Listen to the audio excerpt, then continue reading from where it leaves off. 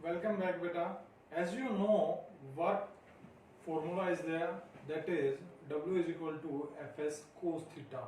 तो जो वर्क का जो फॉर्मूला हमने दिया उसमें क्या क्या आया, F आया, S आया और cos थीटा आया। यानी कि जो वर्क है वो डिपेंड करेगा किसके ऊपर, फोर्स के ऊपर, मीन्स मैग्नीट्यूड ऑफ फोर्स कितना है वहां पे, डिस्प्लेसमेंट की जो ऑब्जेक्ट है वो कितनी डिस्प्लेस हुई, और कोस थीटा के ऊपर। तो इन तीन चीजों के ऊपर वर्क है वो डिपेंड करेगा। ठीक है, तो आइए डिस्कस करते हैं factors affecting the work done. ठीक है, तो जो फर्स्ट फैक्टर है वो क्या आया, वो आया क्या, मैग्नीट्यूड ऑफ फोर्स। क्या आ गया बेटा, magnitude of force, applied force. ठीक है, जो उस पर अप्लाई हुआ उस टाइम पे, अप्लाइड फोर्स। अब ये कहां से आ रहा है मैं आपको लिख देता हूं। W किसके इक्वल होता है, एफ एस कोस थीटा के equal, F S cos theta के इक्वल। तो फर्स्ट आया जो F आया means magnitude of force. Second factor क्या है, डिस्प्लेसमेंट, किस पे, डिस्प्लेसमेंट। ठीक है, और जो थर्ड है वो आया कोस थीटा। क्या आया, कोस थीटा। ठीक है, कोस थीटा के ऊपर डिपेंड करेगा। तो फर्स्ट मैग्नीट्यूड, यानी कि जितना ज्यादा फोर्स होगा उतना ही क्या होगा, काम ज्यादा होगा। ठीक है, कैसे, फॉर एग्जाम्पल जो एक मान लो यहां पर क्या है, एक प्लॉट है, ये क्या है, प्लॉट। इस प्लॉट के अंदर क्या रखा हुआ है, चेयर रखी हुई है। क्या रखी है, यहाँ पे चेयर रखी हुई है बहुत सारी। ये मान लो हमारी चेयर है और ये टूटी हुई है। क्या है, टूटी हुई। तो इनको क्या करना है, प्लॉट से बाहर निकालना है। तो एक बंदा, दो बंदे हमने हायर किए, दो मजदूर हमने हायर किए, और उनमें से एक है वो स्ट्रोंग है, काफी हेल्दी है, एक बेचारा कमजोर है। तो कमजोर क्या करेगा, वो जो उसकी बॉडी से जितना भी फोर्स लगेगा, मान लो ये यहाँ पे दीवार है चारों तरफ, और इसने क्या करना है, चेयर को उठा के बाहर की तरफ फेंकना है। जो हेल्दी होगा वो ज्यादा फोर्स लगाएगा, इजीली बाहर फेंक देगा। जो कमजोर है वो कम फोर्स लगाएगा, वो नहीं फेंक पाएगा। यानी कि काम है जो कमजोर है वो कम करेगा, एक हेल्दी पर्सन है वो ज्यादा काम करेगा। तो वर्क है वो कैसे डिपेंड हो गया किस पे, मैग्नीट्यूड ऑफ अप्लाइड फोर्स। जो जितना फोर्स आप लगाएगा चेयर्स को फेंकने में वो उतना ही सक्सेस होगा, यानी कि उसका काम उतना ही जल्दी होगा। ठीक है, सेकेंड डिस्प्लेसमेंट। क्या है, डिस्प्लेसमेंट। क्लियर। अब डिस्प्लेसमेंट इसी से कर लेते हैं। मान लो यहां से हमने क्या करना है, इस प्लॉट में लेके आनी है ये चेयर। क्लियर। अब एक क्या कर रहे हैं, सेम फोर्स लगा रहे हैं दोनों। क्या कर रहे हैं, सेम फोर्स दोनों लगा रहे हैं। एक उतने ही फोर्स से क्या कर रहा है, इसको यहां तक फेंक रहा है। दूसरा, ये फर्स्ट था। सेकंड क्या कर रहा है, एक उतने ही फोर्स से इसको टारगेट करके यहां फेंक रहा है। पहले का टारगेट यहां आया, मीन्स इसने यहां फेंका, फिर यहां से फिर दोबारा फेंका, तब जाके ये चेयर यहां आई। फर्स्ट ने टारगेट ही यहां कर दिया, यानी कि डिस्प्लेसमेंट है वो पहले ने क्या की, पूरी कवर कर दी सेम फोर्स से। फर्स्ट वाले ने क्या किया था, उतना फोर्स तो अप्लाई कर दिया लेकिन उसका टारगेट गलत हो गया। मींस मान लो मैं यहां से कोई चीज फेंकता हूं, इस बोर्ड पे ही मान लो निशाना लगाया, और निशाना लगाना है इस पॉइंट पे। क्या करना है, इस पॉइंट पे। तो क्या होगा, मैं पहला निशाना लगाया, मैंने इसको टारगेट नहीं किया, वो निशाना लगा इस पॉइंट पे। फिर क्या करूंगा, मैं इसको निकालूंगा और दोबारा से फिर इस पॉइंट पे टारगेट करूंगा। दूसरा बंदा उतने ही फोर्स से फर्स्ट अटेम्प्ट में ही इस पे टारगेट कर देता है। ठीक है, ये जस्ट एग्जांपल दे रहा हूं बेटा। ठीक है, तो डिस्प्लेसमेंट क्या होगी कि जिस पॉइंट से हमने स्टार्ट किया और जिस पॉइंट पे जाके अपना काम खत्म किया, ठीक है, यानी कि जो हमारा टारगेट था, फोर्स तो दोनों केसेस में वही हुआ, लेकिन काम किसने जल्दी किया, कितना किया। ठीक है, काम उसने ज्यादा किया जिसने क्या कर दिया, डिस्प्लेसमेंट जो टारगेट था वो जल्दी पूरा कर लिया, यानी कि सेम फोर्स। अब थर्ड जो बात है वो हमारा कोस थीटा। क्या है? Cos theta. अब कोस थीटा में क्या होगा बेटा, मैंने आपको बताया था कि ये मान लो हमारी क्या है, कोई ऑब्जेक्ट है, इस पे फोर्स अप्लाई हुआ यहां से, ये हमारा क्या है, ये अपनी तरफ इसको खींच रहा है मान लो, ठीक है, ये फोर्स हो गया, ये इसकी डिस्प्लेसमेंट होगी, क्लियर। ये हमारा थीटा था, तो वर्क हुआ एफ एस कोस थीटा। अब डिपेंड करेगा, ये फोर्स यहां से भी अप्लाई हो सकता था, यहां से भी हो सकता था, यहां से भी हो सकता है, इधर से भी हो सकता है, और इधर से भी हो सकता है, नीचे की तरफ से भी हो सकता है। तो डिपेंड करेगा किस पे, कोस थीटा पे। अगर ये यहां से अप्लाई हुआ तो 0 डिग्री होगा, तो यहां केस बनते हैं हमारे, केस यानी कि केस 1 जब क्या है, थीटा 0 डिग्री।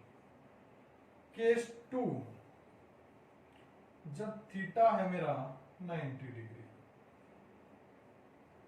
और केस 3 जब थीटा है मेरा 180 डिग्री। क्लियर बेटा, ध्यान से सुनना। मान लो ये ऑब्जेक्ट थी, F1 मैंने अप्लाई किया यहां से, F2 अप्लाई किया यहां से, और F3 अप्लाई किया यहां से। अब 1 बाय 1 ध्यान से सुनना, ऑलरेडी हम कर चुके हैं फर्स्ट वीडियो में, लेकिन दोबारा से इसको बिल्कुल अच्छे से एक्सप्लेन कर रहा हूं। थीटा जब 0 डिग्री है तो वर्क कितना आया, वो आया मेरा एफ एस कोस 0। और कोस 0 डिग्री की वैल्यू कितनी होती है बेटा, कोस 0 की वैल्यू होती है हमारी 1। क्या होगी, 1, यानी कि ये क्या आ जाएगा मेरा, एफ एस कोस 0 की वैल्यू आई 1, यानी कि वर्क कितना आया, एफ एस आ गया। क्या आ गया, एफ एस। क्लियर है? यानी कि जो वर्क आया वो कैसा आया, पॉजिटिव आया। केस 1 में वर्क कैसा आया, पॉजिटिव वर्क। ठीक है, पॉजिटिव वर्क आया और प्रोडक्ट आया फोर्स और डिस्प्लेसमेंट का। सेकेंड केस में कोस 90 हो जाएगा, क्योंकि थीटा 90 डिग्री है, एक ऑब्जेक्ट है, उसके ऊपर क्या लग रहा है, ग्रेविटेशनल फोर्स लग रहा है, और ये हमारी डिस्प्लेसमेंट है, और ये हो गया मेरा ग्रेविटेशनल फोर्स यानी कि mg। क्या हो गया, mg। क्लियर है?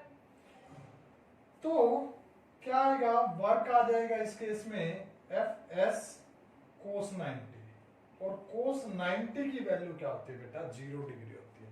फर्स्ट वीडियो में मैंने बताया था कि कोस 90 की वैल्यू 0, तो ये आ गया एफ एस कोस 0। तो ये आया कोस 0 नहीं, कोस 90 की वैल्यू 0, तो 0 किसी के साथ मल्टीप्लाई होती है तो वो 0 ही आएगा, यानी कि वर्क हुआ यहाँ पे 0। तो केस 2 में जो वर्क आया वो मेरा 0 आया। ठीक है, यानी कि angle between F and S वो अगर 0 हो जाए तो आएगा मेरा क्या, पॉजिटिव वर्क। अगर वो हो जाए 90 तो आएगा 0 वर्क।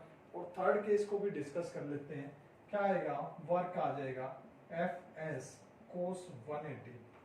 कोस 180 कितना हो जाएगा, कोस 180 की वैल्यू होती है -1।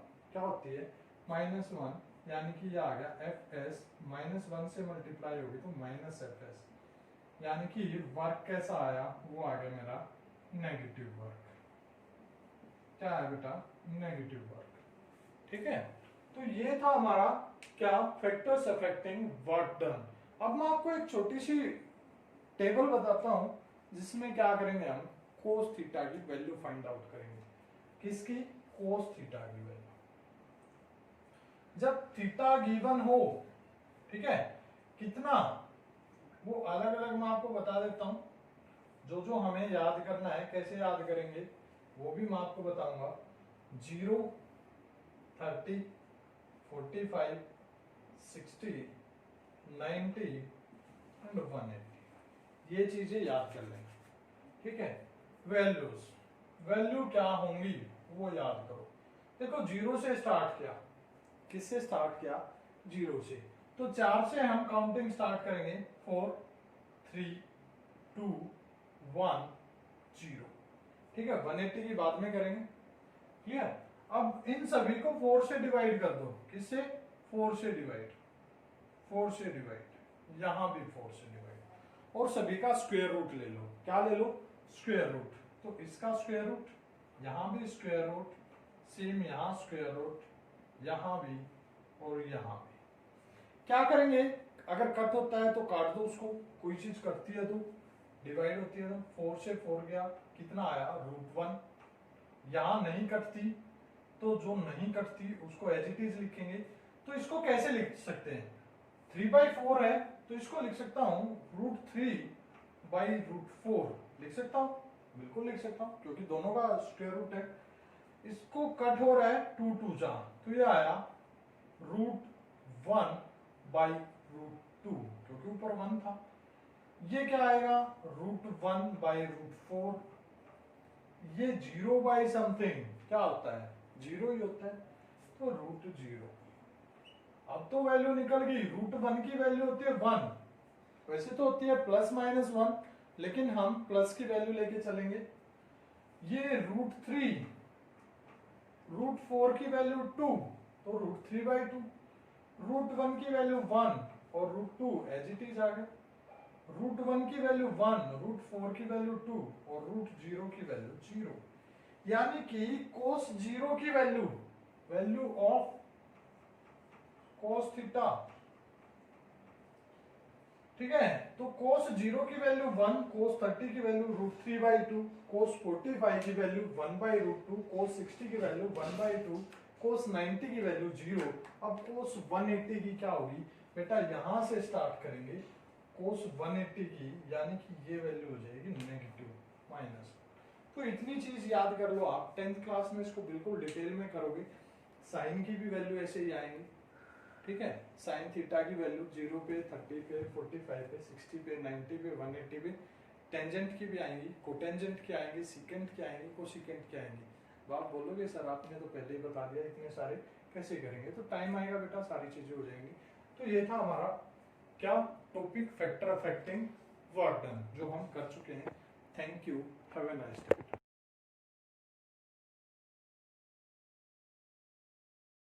वेलकम बैक बेटा। नेक्स्ट क्वेश्चन है वर्क पे बेस्ड है। क्या है कि डिफाइन 1 जूल वर्क डन। देखो कहां से आया ये क्वेश्चन और कैसे इसका सॉल्यूशन निकलेगा। हमें पता है कि जो वर्क है वो किसके इक्वल है? Fs cos theta. क्या है? Fs cos थीटा के इक्वल। यानी कि अगर वर्क हो जाए 1 जूल, क्या हो जाए? 1 जूल, यानी कि इधर जो क्वांटिटी है उन सभी की वैल्यू अगर 1 कर दी जाए तो वर्क अपने आप 1 आ जाएगा। यानी कि फोर्स होगा वो 1 न्यूटन होगा, डिस्प्लेसमेंट होगी वो 1 मीटर होगी, और कोस थीटा की वैल्यू भी 1 होगी। और कोस थीटा की वैल्यू 1 कब होती है? जब थीटा क्या होता है हमारा? 0 डिग्री। क्लियर है? तो डायरेक्ट यही चीजें लिख देंगे। तो आंसर क्या लिखेंगे इस क्वेश्चन का?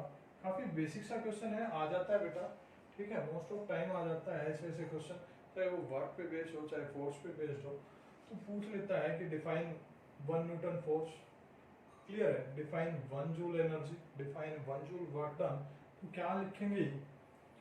1 joule work done, 1 joule work done is defined as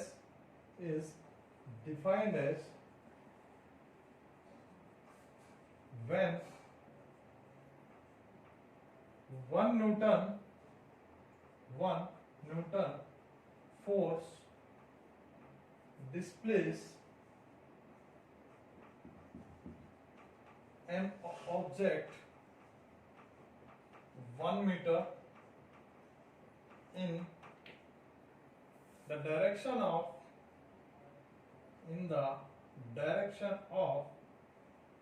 applied force, in the direction of applied force। ये चीज हम बिल्कुल लिखेंगे, in the direction of applied force, क्योंकि जो थीटा है वो 0 डिग्री है। क्लियर है? तो ये तो हो गया हमारा 1 जूल वर्क डन की डेफिनेशन। उसके बाद एक और क्वेश्चन आ जाता है, न्यूमेरिकल लगा लो या टॉपिक ही लगा लो इसको, कि मान लो स्टेयर्स हैं। क्या है? स्टेयर्स, इस टाइप से, और कोई एक लड़का है वो यहां पर खड़ा है, ठीक है, इस पॉइंट पे खड़ा है कोई लड़का, मान लो ये हो गया लड़का, ये तो ऊपर चला गया, ये लड़का है भाई, ठीक है, ये हो गया। अब इसको क्या करना है, इस पॉइंट पे पहुंचना है, यानी कि यहां इसको आना है। तो ये कैसे आएगा, कितना काम इसको करना पड़ेगा वहां जाने के लिए। तो देखो दो चीजें हैं, ये क्या करेगा, यहां से चलता हुआ इस पे गया, यहां से यहां गया, और इस टाइप से चलता हुआ ये कहां चला गया, यहां। तो इसने क्या किया, अपने वेट को लिफ्ट किया इन स्टेयर्स पे और कहां लेके गया, वहां तक। क्लियर है बेटा। तो दो काम किए इसने, एक तो अपने वेट को ये लेके जा रहा है इधर, अगर मैं इसको ऐसे करूं तो एक तो ये अपने वेट को हॉरिजॉन्टली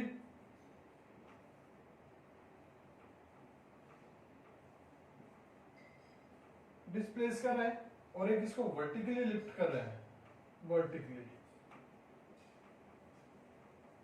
ठीक है, तो दो काम हो रहे हैं, एक तो वर्क डन है वो हॉरिजॉन्टली हो रहा है, और एक वर्टिकली हो रहा है।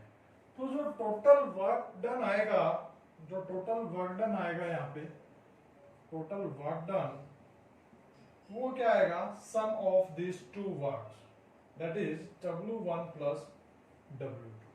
क्लियर है, W1 प्लस W2।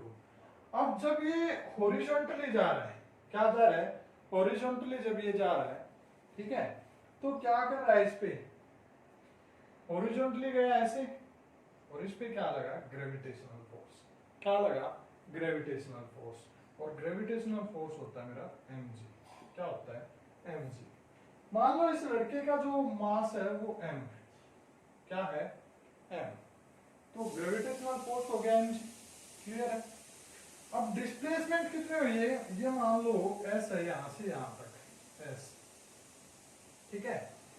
तो W1 वो क्या आ गया, अब हमें पता है कि वर्क डन होता है Fs cos थीटा। थीटा कितना हुआ यहाँ पे, 90। कितना हुआ, 90। तो Fs, F क्या है, mg, क्योंकि ग्रेविटेशनल फोर्स है, s और cos थीटा यानी कि cos 90 प्लस W2। अब देखो वर्टिकली ऊपर की तरफ इसने लिफ्ट किया, क्या किया, ऊपर की तरफ इसने लिफ्ट किया, और ग्रेविटेशनल फोर्स भी कहां लगा, इसी पे, सेम डायरेक्शन में। क्या लगा, सेम डायरेक्शन में। क्लियर है। अब सेम डायरेक्शन में लगा तो क्या हुआ, जो W2 आया वो मेरा क्या आया, ऊपर की तरफ गया तो ये हो गया mg, और यहाँ पे डिस्प्लेसमेंट कितनी है, मान लो h है, कितनी है, h, ये पूरी क्या है, h, तो ये हो गया mgh, और cos 0 डिग्री। ठीक है, cos 90 की वैल्यू 0, इसके साथ मल्टीप्लाई होगी, ये क्या आ जाएगी, mgs into 0 plus mgh cos 90 की वैल्यू 1। क्लियर बेटा, ध्यान से देखो, ये 0 होगी पूरी टर्म, तो क्या बचा, जो W बचा, टोटल वर्क डन, वो क्या बचा, mgh। अगर मैं बोल दूं इसी में कि एक लड़का है जिसका मास है वो 75 किलोग्राम है, क्या है, 75 किलोग्राम, ठीक है, और उसको जो स्टेयर्स पे जाना है, जो ग्राउंड से कितनी ऊपर है, वो है मान लो 30 मीटर, कितनी है, 30 मीटर ऊपर। तो कितना काम उसको करना पड़ेगा, तो वैल्यू पुट हो जाएंगे यहाँ पे। क्या वैल्यू पुट होंगी, वैल्यू कर दो पुट, m की वैल्यू 75 इंटू 9.8, अगर g की वैल्यू गिवन है 10, अगर g की वैल्यू गिवन है 10 तो वो पुट करेंगे, अदरवाइज 9.8 पुट करेंगे। ठीक है, उसके बाद h की वैल्यू 30, क्या आ गई, 30, पॉइंट हटाया, 10 आ गया नीचे, कट गया 0 से 0, मल्टीप्लाई कर दो बेटा, 75 की 3 के साथ कितना आया, 3 5 जा 15, 3 7 जा 21 और 1 22 इंटू 98। आंसर क्या आएगा, जल्दी से अपना आंसर आप लिखकर सेंड करो। Thank you, have a nice day.